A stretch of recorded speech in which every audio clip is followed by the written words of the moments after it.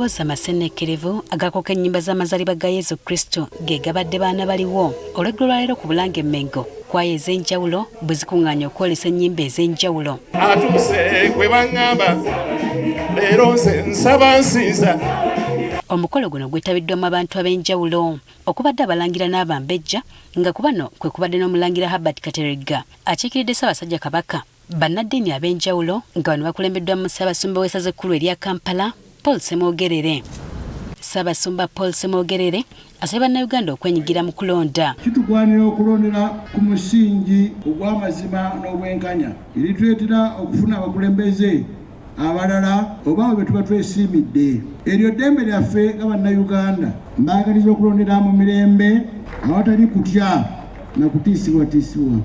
Tusobole okufuna gavumenti ereetawo obwenkanya n'emirembe ebiri omu naddala eri abateeyinza. Kyokka nayagala n'amateeka agafuga okulonda gakole ku buli muntu. Amateeka agafuga okulonda gasaana gabe nga gakwata ku buli omu awatali kusosola oba okuttira kubamu ku liiso. Akakiiko k'ebyokulonda kasabiddwa okukola emirimu gyako mu bwegendereza obw'ekitalo kubanga buli omu akataddeko eriiso ejjogi. Mu budde buno kamanye nti katunuuliddwa nnyo okulaba nga abantu ba Uganda balondera mu ssanyu mu ddembe mu bwenkanya. Ono era akyomedde ab'ebyokwerinda okulaga kyekubiira mu ngeri gye bakolamu emirimu gyabwe. Bibeere nga bitunuulira tibitunuulira abalala oba omuntu omu oba abantu abamu naye bannayuganda bonna. Bano abasabye okwetengerera nga bakola emirimu gyabwe nga n'abatalina mirimu mu nteekateeka eno abakubiriza obutabeeka kati kamu kubanga bino bye bivaako obuzibu. Naddala nga constitution tebakkiriza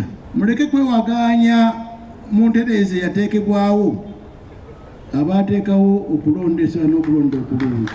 Bwe kitaba kityo tuba twolekedde bugulombo n'entalo.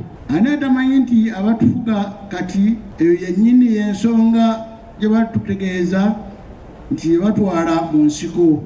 Ono era yeemulugunyiza ne ku Kibba Bululu ekirabika nti kyazimba akayumba ku ggwanga. Ekibba Kalulu kyafuuka lukokobe ne pulezidenti yennyini akikaaba nti abamuvuganya babba akalulu ke naddala wano mu Buganda.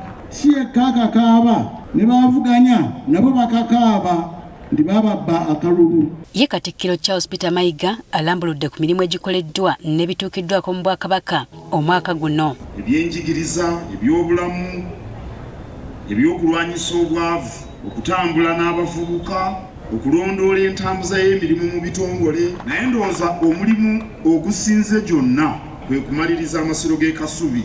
Jennifer Kabale, Agafeeyo ku Spark TV.